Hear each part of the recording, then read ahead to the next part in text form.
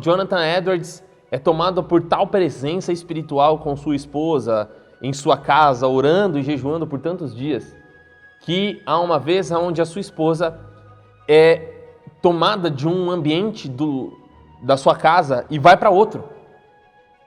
A história conta que ela possivelmente se teletransportou ou levitou de um lugar para outro, não se sabe, mas Jonathan Edwards via sua esposa com tal leveza espiritual e tomada por uma vida sobrenatural de maneira intensa, que ela saiu de um lugar para o outro em um piscar de olhos.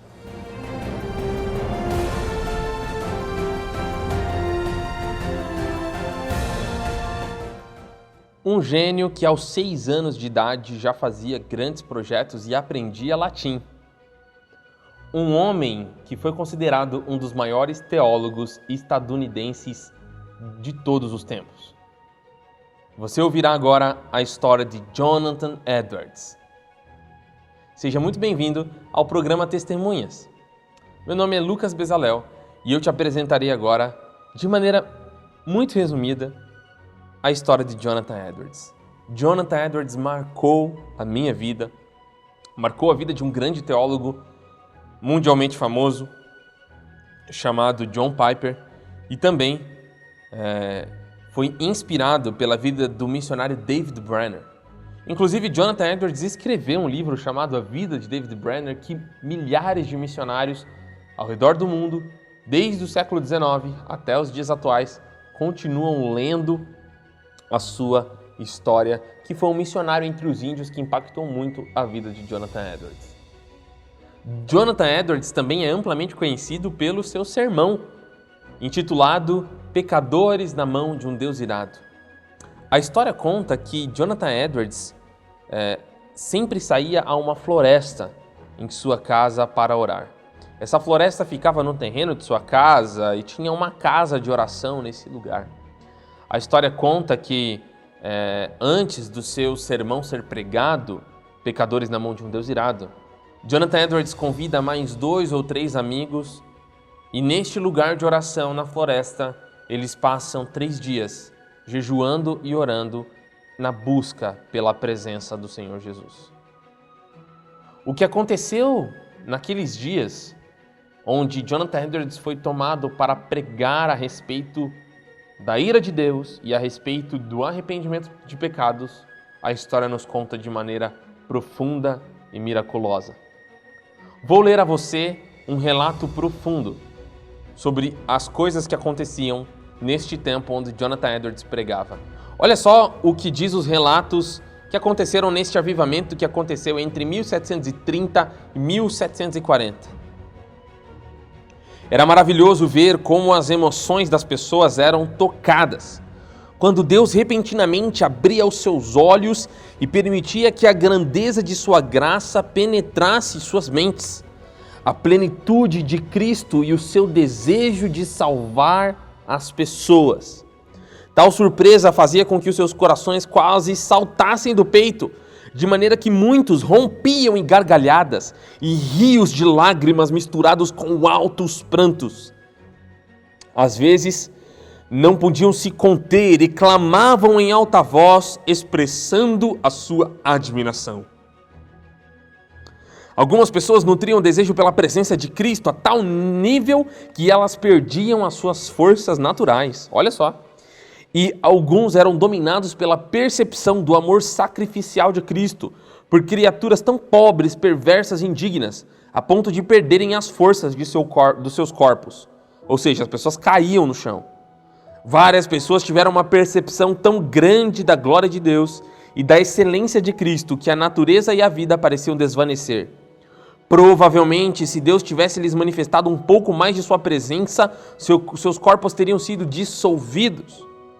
Muitos jovens pareciam estar em êxtase diante da grandeza das coisas divinas, enquanto muitos outros eram tomados pelo desespero com relação ao seu estado pecaminoso, e tudo que se via no lugar eram pessoas chorando e desmanhando. Muitos perdiam as suas forças e permaneciam ali por horas.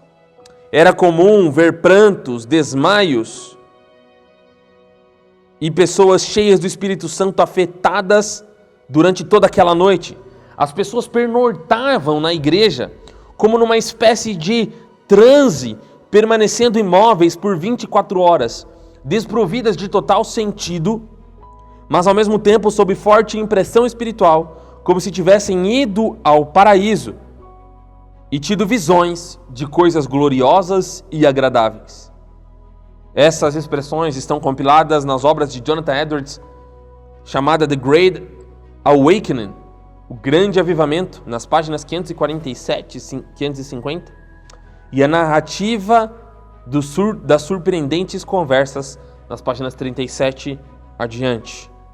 Que maravilhoso ler o que Deus fez quando Jonathan Edwards se propõe a viver uma vida de jejum e uma vida de oração. Alguns teólogos e estudiosos dizem que Jonathan Edwards possivelmente passou muitos tempos e dias orando. Na verdade, ele tinha um grande hábito de passar 13 horas por dia orando na floresta. Sua esposa, uma vez, viveu uma experiência em sua casa e todas as pessoas que iam visitar Jonathan Edwards e sua esposa falavam que a casa deles era a casa mais parecida com a casa de Cornélio.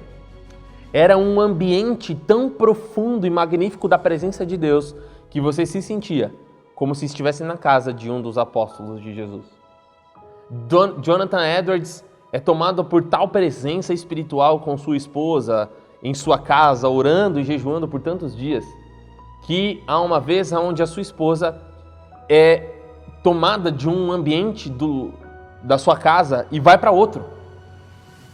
A história conta que ela possivelmente se teletransportou ou levitou de um lugar para outro, não se sabe, mas Jonathan Edwards via sua esposa com tal leveza espiritual e tomada por uma vida sobrenatural de maneira intensa, que ela saiu de um lugar para o outro em um piscar de olhos.